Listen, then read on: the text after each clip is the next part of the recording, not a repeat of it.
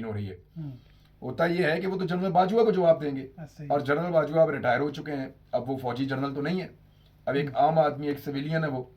तो welcome to the club, आप हमारे क्लब का हिस्सा हैं, और अगर आप किसी के ऊपर इल्ज़ाम लगाएंगे तो उसके पास भी उतना ही राइट है कि वो आपके इल्ज़ाम का जवाब दे या वो आप पे इल्ज़ाम लगाए। लेकिन जनरल बाजवा साहब के रिटायरमेंट होने के कई माह बाद उन्हीं की तौहीन की एक FIR हो जाती है, आप उसके पहले जो है ना वो आप जेल जाते हैं, सॉरी FIA की हिरासत में जाते हैं। तो मतलब जो खान साहब भी कह रहे हैं कि बाजवा रजीम जारी है, अभी तक वो बात चल रही है। देखें, जनरल बाजवा साहब ने रजीम चेंज ऑपरेशन के अंदर इमरान खान साहब का मानना है कि सबसे कलीदी रोल उनका था।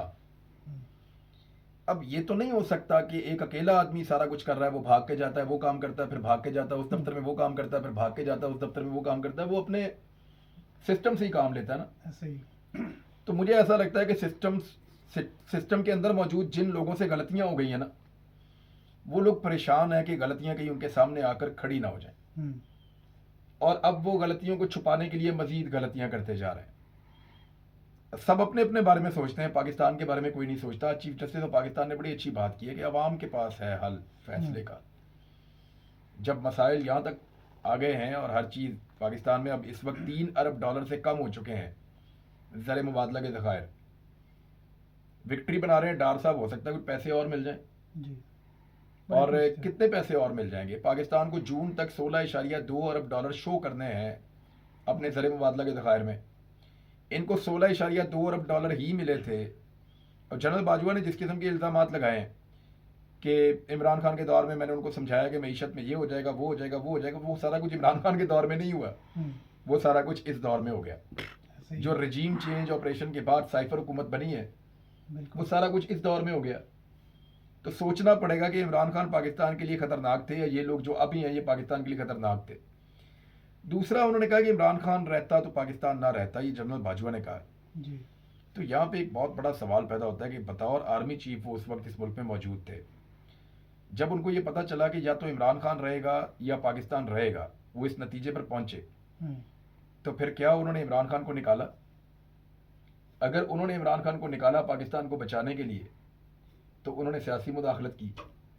नहीं, वो तो और अगर उन्होंने इमरान खान को नहीं निकाला और वो खुद निकल गए, तो बतौर जनरल उन्होंने पाकिस्तान को तबाह होने दिया। नहीं, वो तो कह रहे थे आपके पास अभी एक विकेट गिरी है, अभी आपके पास गिरी से और चांस है। अब ये मशवरे देखें, उन्होंने कहा कि मैंने सियासत में रोल नहीं अदा किया। जनरल बाजवा ने क्लेम किया कि वो सियासत से उन्होंने अपने आप को बाहर रखा। तो वो फिर किस कैपेसिटी में इमरान खान साहब को मैसेजेस करके उनको सियासी मशवरे दे रहे थे? जी। अगर वो सियासत का हिस्सा नहीं थे, तो वो इमरान खान साहब को अगस्त सितंबर में मुलाकातें क्यों करते रहे? अगर तो वो सियासत का हिस्सा थे तभी तो वो मिल रहे थे और सियासी मशवरे कर रहे थे। ये मुलाकातें इमरान खान साहब की ख्वाहिश पे हुई हैं कि जनरल बाजवा साहब? ये आप उन दिनों को निकालें, मैं आपको खुद कुछ नहीं कहूँगा जी। जिन दिनों में ये मुलाकातें रिपोर्ट हुई है ना, उन दिनों की खबरें निकालें और इमरान खान साहब के अनाउंसमेंट्स आप देखें इन मुलाकातों से पहले के और बाद के, तो आपको पता चल जाएगा। और जो कानूनी कार्रवाइयाँ हो रही थी इन मुलाकातों के दौरान, किसकी कब गिरफ्तारी हो रही थी, एयरवे को किस लेवल पे बंद किया गया था, वो कौन सी तारीख थी, अरशद शरीफ को कब मुल्क छोड़ना पड़ा था, शहबाज गिल की गिरफ्तारी के क्या मामला चल रहे थे जी। अगर आप इन सारी चीज़ों को मिलाकर जुलाकर उन तारीखों के साथ देखेंगे तो आपको आइडिया हो जाएगा कि मुलाकात किसकी दरख्वास्त पे हुई। अच्छा, मुलाकात हो जाती है, उसके बाद अब हम हाल में आते हैं। सूरत हाल ये है कि आज़म सवाती साहब गुज़िश्ता रोज़ भी बड़ा सख्त बोले हैं और कुछ उन्होंने वो बातें की हैं कि मैं बुज़ुर्ग हूँ, 76 साल की एज है, सर पे मारा गया है मेरे और मेरी चीखें आसमान तक जाती थी। ये पाकिस्तानी कौम को, हम आइंदा आने वाली नस्ल को क्या मैसेज दे रहे हैं, क्या पैगाम दे रहे हैं? पैगाम दे रहे हैं कि जुल्म के खिलाफ डट जाओ।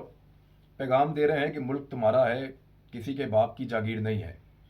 पैगाम दे रहे हैं कि पाकिस्तान के फैसले बंद कमरों में नहीं होंगे। मेरे ख्याल में इस वक्त जो लोग इस लड़ाई के अंदर शामिल हैं वो बड़ा प्राउडली अपने बच्चों को फेस कर सकेंगे आने वाले वक्त में। और जो लोग इस वक्त फस्तायत, जुल्म और जबर पे उतरे हुए हैं, सोचने वाली बात उनके लिए है कि वो आईने में अपने आप को कैसे देखते होंगे। एक अरशद शरीफ साहब के बारे में थोड़ी सी बात करते हैं, और उनकी बात के बगैर हमारी बात मुकम्मल ना ही हो तो अच्छा है कि हम उनको हर दफ़ा हर लम्हा याद रखें। अरशद शरीफ साहब के बारे में नैरोबी के जो साबिक गवर्नर हैं वो लिखते हैं, वो कहते हैं माइक सोंको, उनको कहते हैं कि सियासतदान पाकिस्तान के कुछ आला सरकारी, कुछ मिलिट्री अहदेदार, ये एक सिंडिकेट था जो मनी लॉन्ड्रिंग में मुलविस था। अरशद शरीफ उस डॉक्यूमेंट्री पर बात कर रहे थे। ये वही डॉक्यूमेंट्री है जो लंदन में जिसकी लॉन्च भी होने जा रही थी, जो अभी तक नहीं हुई। देखें अरशद भाई जो भी काम कर रहे थे वो सहाफ़ती दायरे के अंदर रहकर कर रहे थे।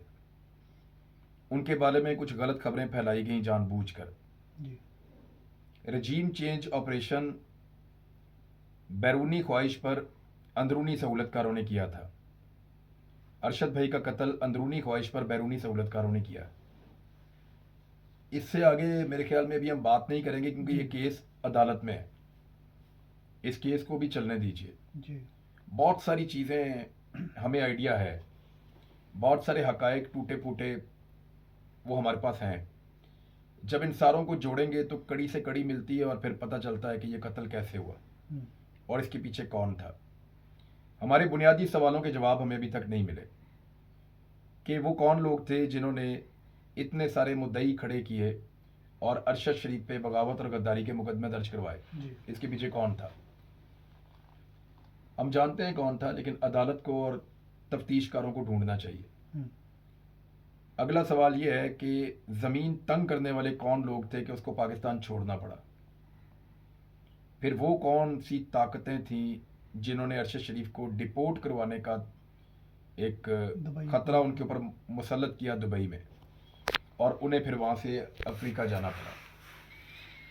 फिर बहुत सारी तफ्तीश और होने वाली है कि कौन कौन अफ्रीका गया बाद में, और फिर अफ्रीका में गोली किसने चलाई।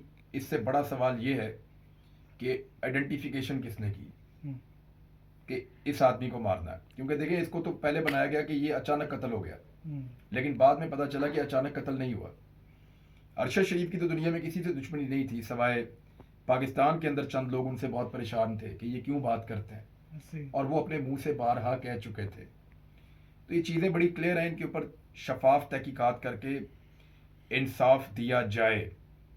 हम इंतज़ार कर रहे हैं, हालात हर वक्त एक जैसे नहीं रहते। आज जो लोग बहुत ताकत में हैं कल ये ताकत उनके पास नहीं होगी, लेकिन अल्लाह की ताकत हमेशा अल्लाह के पास रहती है, बेशक। और इंशाल्लाह ये इंसाफ हम होता हुआ देखेंगे। डॉक्यूमेंट्री का कोई जिक्र किया था उन्होंने आपसे? नहीं, मेरे साथ कोई डॉक्यूमेंट्री का ऐसा जिक्र नहीं किया। मुझे इसके बारे में पता है उनका कि ये जो एक नेटफ्लिक्स की डॉक्यूमेंट्री है, इसके अलावा भी वो कुछ इश्यूज़ के ऊपर काम कर रहे थे, कुछ स्टोरीज पे काम कर रहे थे। लेकिन कुछ लोगों ने पाकिस्तान से गलत इन्फॉर्मेशन को अरशद शरीफ से मंसूब करके कहीं और पहुंचाया ज़रूर था। मैं इससे आगे जाना नहीं चाहता, मामला जो है वो अभी क्योंकि अदालत में, और मुझे इसमें सबसे ज़्यादा दुख मरीम नवाज़ और उनके मीडिया सेल पे है। मरीम नवाज़ ने अरशद भाई की मैयत का मजाक उड़ाया, जी बहुत ही घटिया और गलीज हरकत की, और मरीम नवाज़ के जो फॉलोअर्स हैं उन्होंने सब ने उसके ऊपर बड़ी वाहवाकारी की, अभी जो कर रहे हैं। बड़े खुश हुए। अभी अरशद भाई की शहादत का गम मौजूद है, उनकी बीवी इद्दत में, और उनके खिलाफ एक बड़ी घटिया और गलीज कंपेन चलाई जा रही है जवेरिया के खिलाफ। जी बहुत बदकिस्मती है, बड़ा अनफॉर्चुनेट है। और ये सारे वो लोग हैं जो फेक अकाउंट्स बनाते हैं, मीडिया सेल के लिए काम करते हैं, और इनको बहुत सारों को मरीम नवाज़ और उनके बहुत करीबी लोग फॉलो भी करते हैं इन अकाउंट्स को जी जो ये गंद फैला रहे हैं। ऐसे ही। और इनमें से किसी टटपूंजिए में इतनी जरूरत नहीं है कि वो सामने आकर मुंह पर खड़ा होकर बात करे। हम्म, लोग जूते मार मार के ना तशरीफ सुझा देंगे इनकी, ऐसे ही। और ऐसे जूते पड़ेंगे कि सारी जिंदगी याद रखेंगे कि एक शहीद की बेवा के साथ आप कैसे बदतमीजी करते हैं। हम्म, ये सिर्फ अब मेरे मुंह से कोई चीज़ निकल जाएगी, मुझे इस पे, मैं बड़ा डिप्रेशन में हूँ, बड़ा अब मुझे बहुत बुरा लगा ये सारा कुछ इसको देखते हुए। और मैंने जब उनकी एक ट्वीट पढ़ी कि अरशद शरीफ को गोली से मार दिया और मुझे ये ताने देकर और मुझे इस किस्म के इल्ज़ामात लगाकर मार डालेंगे, ऐसे ही। वो मुझे बड़ा दुख हुआ। ये एक शहीद की बेवा है, बिल्कुल। यहाँ इनको शर्म आनी चाहिए। और ये वो काम कर रहे हैं कि छुप के गलादत फैला रहे हैं, जाली अकाउंटों से गलादत फैला रहे हैं, और सामने देखो लोग तुम्हें कैसे जूते मारते हैं।